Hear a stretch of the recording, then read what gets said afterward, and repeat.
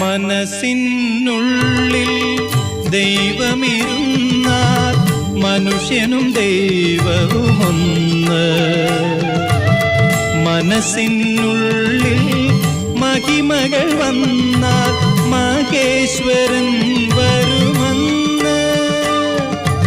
മണികണ്ഠൻ വരുമെന്ന്. വിളിക്കൂ, ശരണം വിളിക്കൂ, വിളിക്കൂ, ശരണം വിളിക്കൂ. മനസ്സിനുള്ളിൽ ദൈവമിരുന്നാൽ മനുഷ്യനും ദൈവവുമൊന്ന്. മനസ്സിനുള്ളിൽ മഹിമകൾ വന്നാൽ മഹേശ്വരൻ